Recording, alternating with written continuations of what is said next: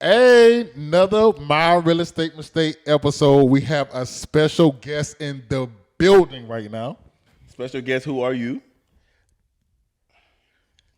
Familiar to these guys, but to those who don't know me, I'm John. John Robinson, known these two since they've been little, since we've been little. Welcome, John, to the My Real Estate Mistake podcast. So, John, just explain to our viewers a little of your background into like professional and real estate background. Yeah. Okay, so professionally, I work for an automotive company. I'm pretty much my official title is Senior Manager of Business Process Design and Implementation. Seems like a lot of money. I save my company a lot of money. Okay. Yeah. I specialize in designing process for optimal production and efficiency. Okay. How long you been doing that? 7 years. Okay. Yeah. Six-figure salary? It's none of your are their business. It is. Mm-hmm. Yeah. Six-figure salary. Plead the fifth. Okay. But I think something that we probably, the viewers probably don't know, but you previously had a real estate license. I did. Briefly. I don't think you ever sold a house. No, we did. We did one. That one down in Goose Creek. Oh, yeah! Yeah, we did do one. Yeah. Trying to get that man on the gate. He had one. I had one in the books. I had one in the books. Now, the house did have a flood under it. That ain't. But I do remember that. Yeah, I honestly forgot about that deal. Only part I remember about it is I cashed a check, so that's the only part that mattered. Yeah. Oh no, but only part that mattered. Yeah, that was what I was probably 19. We was 18, 19. Yeah, 18, God, 19, those who bought houses from us, 18, 19. God bless your soul. No, I was a good agent then. I was good. But you was dumb. I was, but had good energy. Okay. Nah, I can't get none of that energy. Like Kara said, energy counts. I'm old. I'm 72 in real estate years. So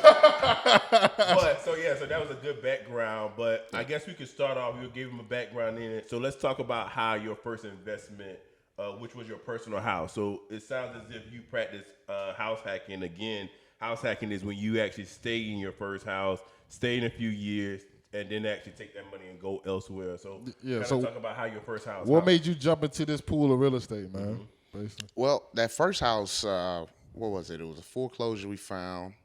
I think we got it for low 100s, around 130, something like that. Great. Had to do some work to it. Didn't have no floors in it. Somebody had some dogs in it. It was nasty. Not an ounce of flooring in it. So put some flooring in it, put some paint in it, changed a couple of little things to it. Lived in it for about 2.5, maybe 3 years. So he was able to avoid capital gains again. Okay. Yeah.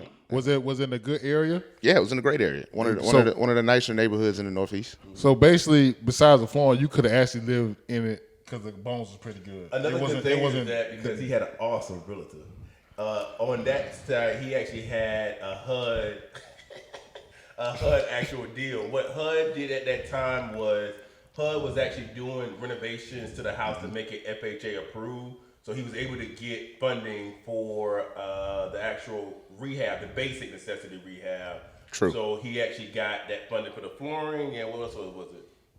Oh man, we did flooring. We had to do vanities. We had to do like some tile work. We had to fix the porch, all kind of crazy stuff. Yeah. So yeah, he had some of that funding again. He had the down payment, but we was able to actually use some of the funding from that actual loan type as well. Right. I think that's good to know. So you stayed in about 2.5 years, and then you sold it. Did you sell it for a profit? I absolutely sold it for a profit, but before that, I actually was able to pull equity out of it because after I did my work, I had equity in it because I got it cheap, and that's what allowed me to take part in the subdivision deal. That's that we true. did. So we was burned back in the day. See, you brought something up because we talk about burn as something new. So what year this was? 20. I don't know. So it was 7 years ago because you had got your job. Were you working at Manheim when you first doing this? Yeah, so it had to be probably 2016 maybe. 20. Okay. I just remember when we finally decided to do the subdivision, when we finally got the numbers together, we was in LA, because we were going to LA and then Vegas. Yeah, so we was going to Floyd fight for my birthday. That's right. Yep, for your birthday. Yeah. That's 100%. And that was the time that we stayed in Vegas too long. No, we just know we went to L.A. for like a day or two. That's after. Okay, And then I we got went that. to the Floyd Mayweather. You went to Floyd Mayweather fight. So Yeah. so that's when you bought your first property.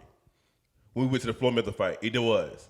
Yes. It was. Yeah. So Floyd Mayweather fight, we bought his first property, and then we went back and stayed too long. Was when the deal with South with the subdivision. We're gonna talk about that a little bit later. Yeah, so y'all go back to like our first season. Yeah, but we'll break John in because John is the third partner that we were talking about. But let's stay on course with the. But y'all go back to when I bought my first subdivision at 30. That episode, you were kind of. That was the original. That's kind of like at the beginning when we first started. Yeah, it's like a power flashback. Right. Yeah, like so we'll actually flash it back on here just to give y'all kind of like what episode it is. Yeah. But so what you're saying is that we took you burned a house out so that you were able to actually invest into the subdivision.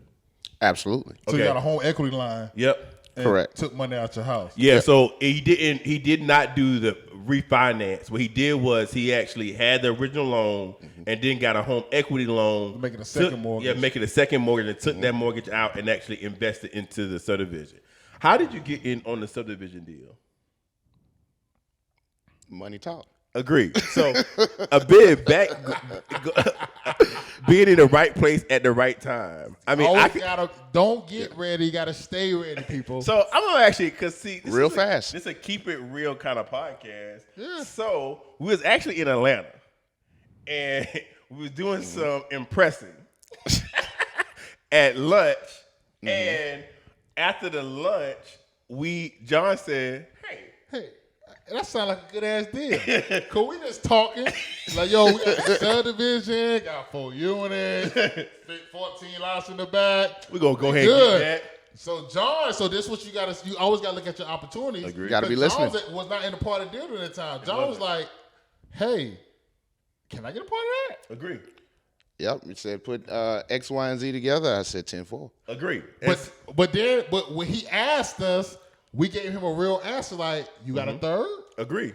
And he didn't flinch. He said, that's yes. back to what we were saying. I know if he had it already, Agreed. but he said he had it in. Agreed. And that's again. And was gonna get it. And that's when we come back to like opportunity present itself Exactly. again. Right. When opportunity present itself, you're able to actually go from there because that was being in the right place at the right time and staying ready or getting ready because at that time when he said, "Hey, he in there," we stopped dividing it by 2 and divided by 3. By about 3. Yeah. Yep. So You know what's crazy? I still remember our conversation in Vegas.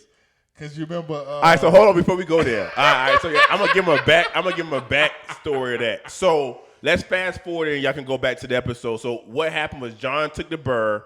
He got the money out of his equity line, and then that's where we did the subdivision. Yep. So the subdivision, me and Quincy was in the club. We always in the club doing something. Oh. We got the subdivision under contract at the last CIAA. Yeah. And they that we gave went us to. 6 months to close. They gave us 6 months to close. Crazy. That was before COVID. That would never happen again. Yeah, that was like 2017, like 6 months. 6 months to close. We And knew nothing with the deal in the 4 we months. had no clue what to do with the deal. We just put the deal together at CIAA at a party. Yeah. So I was talking about they didn't know what to do. Yeah. We was talking about we didn't know. We didn't. We didn't know what to do. But so what we did was, so let's fast forward. So we didn't start working on this deal. John probably came in maybe month 2. Nah, maybe like 4 or 5, like closer to the end. No, it wasn't. It was kind of early. It was early? Yeah. Okay. John probably came in like month 2. Yeah, because I still had like 2-3 months before we closed. Agreed. Okay, so about half. So yeah, time. I think Okay. he came in probably around about May. So if y'all go back, y'all can look at the episode. We're not gonna go in full detail about it, but we know that deal was haywire. So let's fast forward because we go to Vegas again for John's birthday. Yeah. And this is a time that we stayed in Vegas a long time. And again, if you look back at the past episode, what you notice is that we said that they told us to kiss their ass, pretty much, and we told them to kiss our ass. Because we're not closing before we leave for Vegas. They can kiss our ass. Exactly. And instead of us being down, that we actually not gonna close on the house. But hold on, before we told them to kiss their ass, the reason why we told them we had an argument because our bank lender, didn't finance the whole subdivision. Agreed. The only thing they financed was the 4 complete units. They didn't give no value to the land. We was buying the whole subdivision, so that messed up our down payment. What we had to bring to closing, because we had to bring $30,000 a piece, like close to $100,000 in. 5-6 years ago, $100,000 bringing the close. That was a big deal, B. Facts. So It was. It was. We was at our max. And like, ain't no more to bring. And they undervalued. Wasn't gonna get no more. They ain't gave no value to the land. They gave no value to the land, and they undervalued the whole 4 entire units. 4 units. So at that time, what happened was that they told us that in the at the 9th hour. Yeah. That this right here is what we're gonna actually give you guys. Exactly. So we went back to them and said, "Hey, No. We came back and said, yo, they didn't praise, and they told us, F y'all, really, this is what we want, and we kind of told them, F y'all, we going to Vegas, and we'll deal with this stuff later. So what that's telling you is that regardless of what situation, I had something happen the other day. It's like it doesn't matter what you can throw my way at this point. That was 6 years ago. I'm a whole different beast now. But back then, we were still going to Vegas because it was more We important. didn't care. Yeah, we was going It's that like trip. it is what it is. I like, yo, they gonna take my sunshine away. Yeah. They ain't gonna So take my we're trip going to away. Vegas. So it's But the fact remained, we still had our cheese. So if they fell through, we was gonna find something else. Yeah, but we did have money down though. But Not that much. I mean, but Five bands. what I'm saying is that some people will like Fold in that situation. fold in situations. But we was like, it is what it is. And that's why you need good partnership. Agree. Because everybody had a different point of view Agree. on the situation. So- it's like first, like Chauncey was like, well, we gotta come up with the money, I guess. That's- It kinda look, went, yeah, went that's- away. that's- It went away. Me and John had a conversation like, well, I had a conversation with John like, ain't no more coming now. Like, I'm max. Like, I got And then- 30, okay, so that's it. So let's have a Like real we still got to conversation. spend more after this. Yeah. Yeah, we we gotta gotta rehab. rehab this thing, right? Yeah. So, And then, so the conversation with their conversation after I learned afterwards is that I was like, well, how about this? How about I become 50%? Yeah, and y'all and become 25. 25. I'm like, and it was no, like, nah. you're not giving him no more. That ain't gonna work out for us. nah. Right. Yeah. So me and John was talking, and it was funny. I went to meet the guy like a week before Vegas to let me in the properties. And I was telling him like, yo, he in his eyes already counting his check. Right. He want to sell. So the realtor talking big trash, but I done met the sellers. They want to get out this deal. They don't tell. want to go back to the market with this. Because by that time, we it knew wasn't that it a was two straight cut brothers. deal. Yeah, Yeah, it was two brothers, and and one they were brother separated. left, Right. and he was just trying to get his And- money back. yeah, he's trying to get his money so back. I can see in my experience, I seen in his eyes that he wanted this deal to close. So I remember that I said, yo, they need to do like an owner finance on the land. No, and then so when Quincy said that, what that did initiate, and that's why having good partnership is that Quincy said that part, and what we did was we went back because, as you know, all that stuff is public record. Yeah. We knew that when we closed those 4 units, that would satisfy their loan to Yeah, get we them know out their of their payoffs move. and everything. They still walk away with $100,000. Agree. Right. And they had another. So one thing about it, they was walking with $100,000, and they had an asset. If we foreclose on, they got their land They can back. take it back. So what we did was we went back and presented it to them and say, hey, this is what we're going to do. We're going to break this subdivision all apart. we can do. Yeah. No, personally, that's what they say, but I don't say that. Nah, this is what we do. Let him talk. That's all we can do. Go figure it out, Go bro. figure it out. So I got what my that thing was solution. is that we'll go back and do this. We'll split this asset apart. We'll go ahead and actually the actual existing units. We'll go ahead and finance that.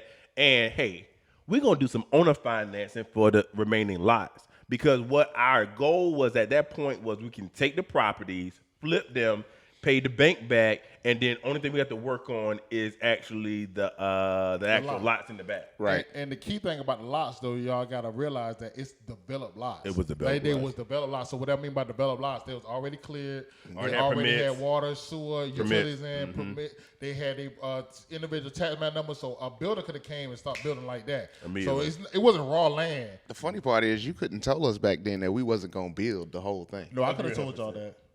No, but you couldn't In the tell beginning. us. No, In the beginning. You couldn't tell us. Yeah, y'all because too, our yeah. goal was to talk Yeah. Quincy into. Yeah. We was trying to make a meal off of Agreed. it. Yeah. Like, they just can't- We was going for We everything. already had, I'm we're like, going who to talk gonna Quincy in the building. Listen, remember we was like, look, I don't got to make no money for 5 years off That's this. what the biggest thing was. But see, that's the beauty about having partnerships is because what it does is that everyone by us having a third in everything. Only thing you do is have to have two people agree. Yeah, and pretty that's much. how you make a decision on it. So you only got to convince one other person that, hey, this right here is that because nobody is over anyone else. We gotta respect the Everyone rules. Agree. Gotta respect so the rules. whatever the majority choose, then that's the rules what we're we're going to going go with. And that's what the beauty about creating good partnerships. And that's why I'm so reluctant to do a lot of partnerships because we understand the rules and it's not personal. This is business. And this is like friendships. And the funniest part about it, like sitting down thinking about it, like my parents wanted to be our partners. And everybody was kind of like, y'all gonna destroy your friendship. Oh yeah, they definitely was over on that. Yeah. Like everybody was like, y'all not gonna be friends. Yeah, y'all after not gonna be this. friends after this. But My dad was so excited. We Y'all really sold the didn't land. even have no real arguments. We Not really one. don't. But we don't really have, and that's what I tell people a lot is that we really don't have arguments.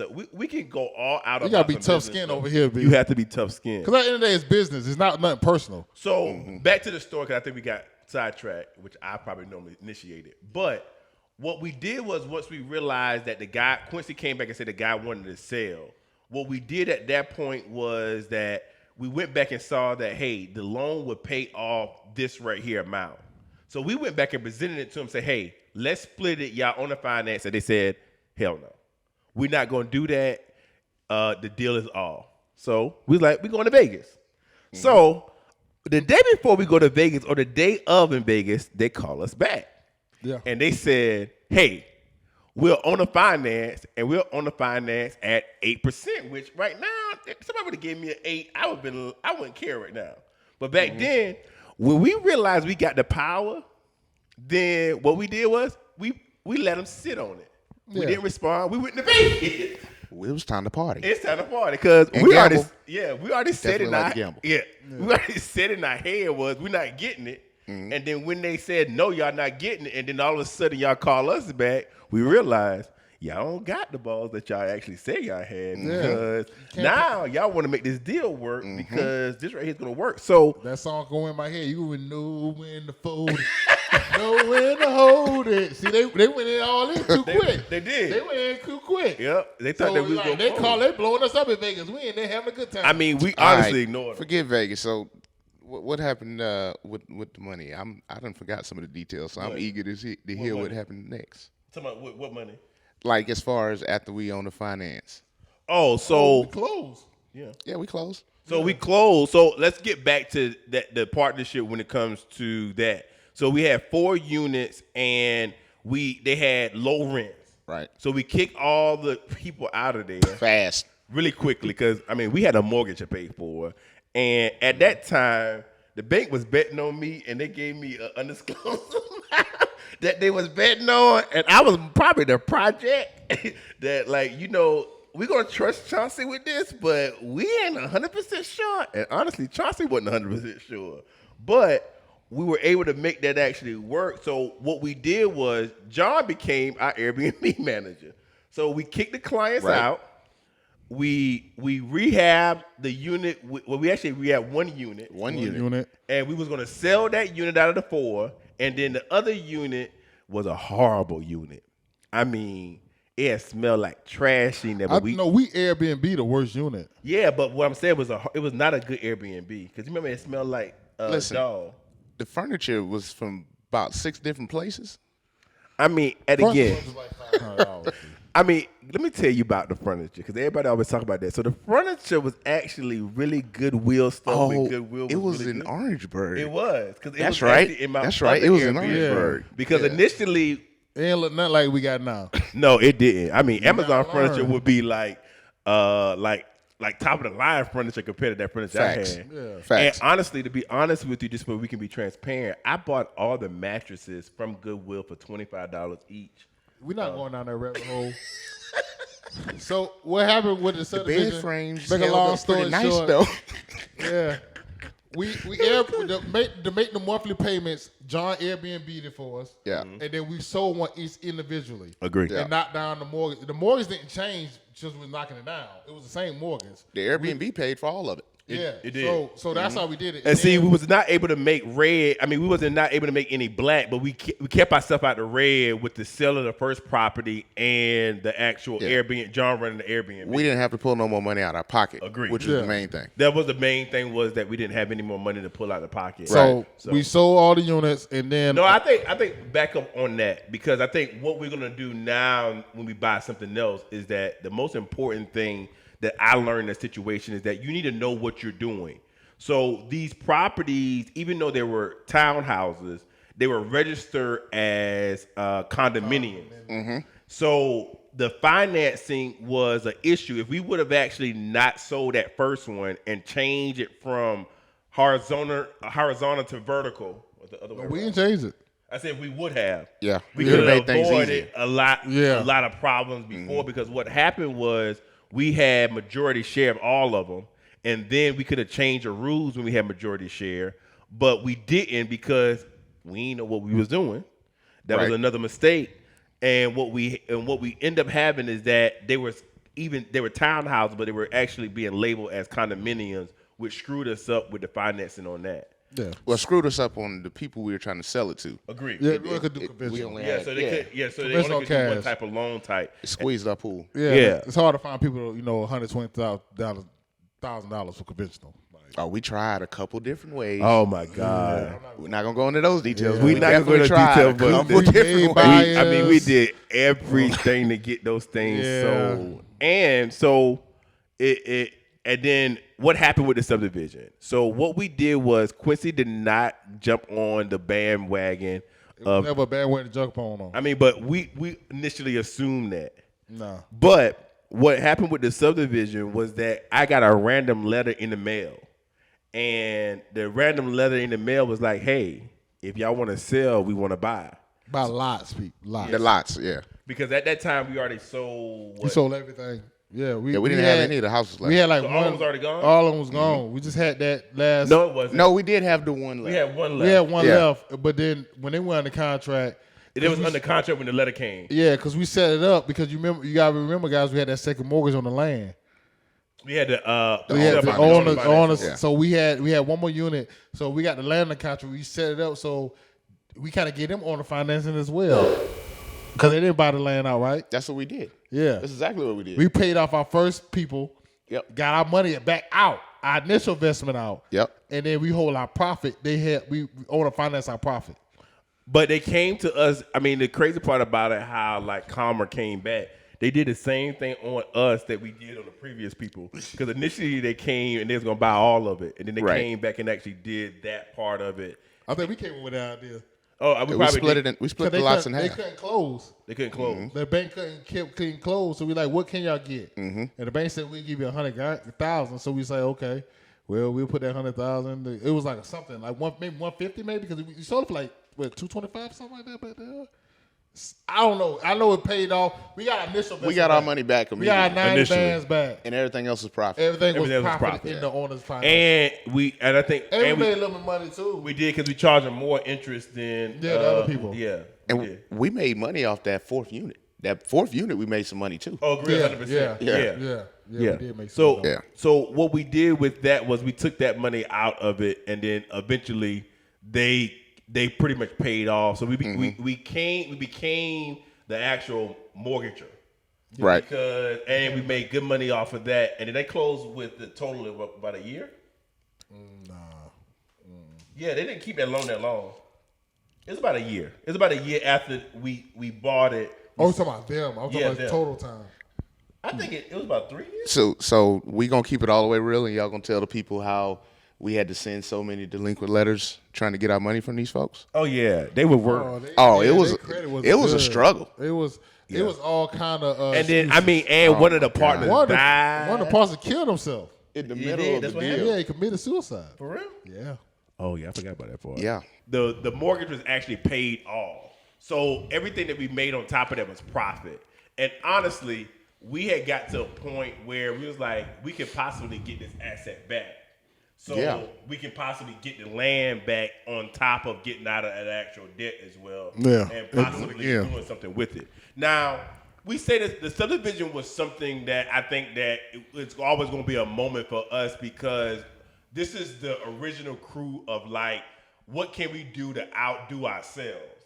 So for us to be at that age, minority, kids from Orangeburg that knew each other since elementary school, for us to buy a subdivision, I thought that it was the best thing that we can do because we already went to the parties, we already did everything else. So I think it was very motivating, and I love that we did it together because we were able to move things forward for us when it comes to investing on that. Because, I mean, at this point, who can say that we own a whole entire subdivision? A lot of people didn't believe it when you said it. But Agreed. I know, yeah. And we just thinking about changing the name from Idlewood to like Orangeburg Boys or something. I mean, we had I don't remember no Orangeburg That Boys. conversation you wasn't part of it. Because y'all know I wasn't with it. You know I wasn't with it.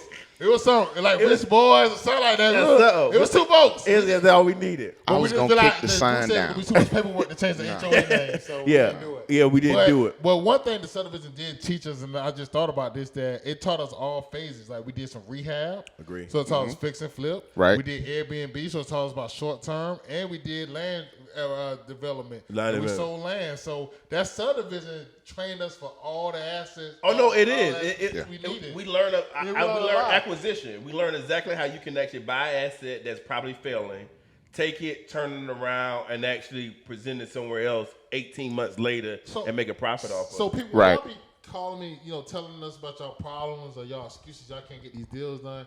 I was gonna look at you crazy because we've been in some situations that we didn't have a clue Agreed. how we was gonna figure it out, but we figured it out.